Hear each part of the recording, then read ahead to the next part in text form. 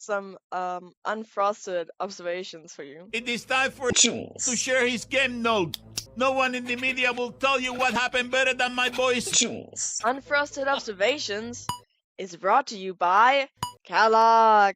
Literally, because this movie is like a 90-minute ad for Kellogg. But apparently, they didn't get paid for the usage of their trademarks, which is exactly what big studios are known for.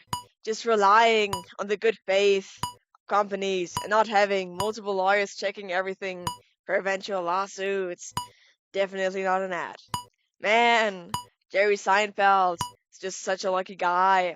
Makes sense that he directed, produced, and co-wrote it, and also plays the lead role.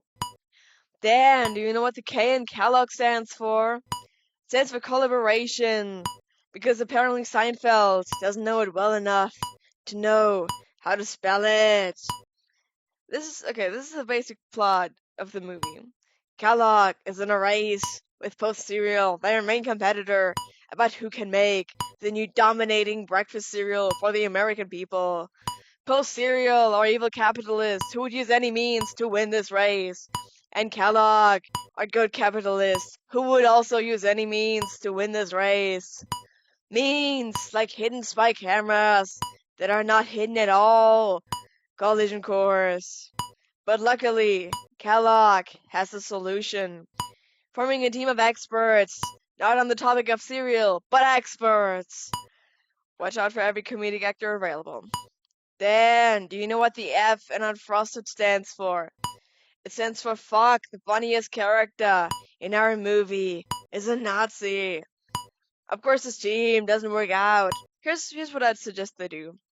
Bob Cabana, do it in the finals. Edsel Kellogg, do it in the finals. Donna Sankovsky, do it in the finals. And just like that, make no mistake about it, Kellogg is back in the race. But you want to know who's not back after that? Steve Schwinn, after the Pop-Tart, blew him up. Bomb-Tart. And not even his funeral was sincere. Literally, not a single heartfelt moment in this entire movie. Rest in peace, Steve Schwinn.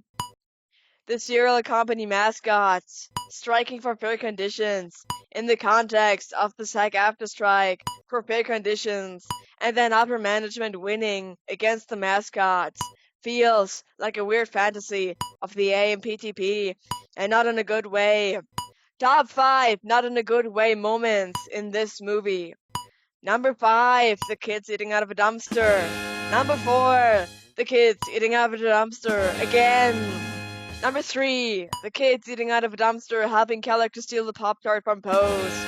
Number 2, the close relationship between Marjorie, Pose, and her assistant. And number 1, the kids eating out of the dumpster explaining that they're not poor and well-nourished. You wanna know how memorable the story was, Dano?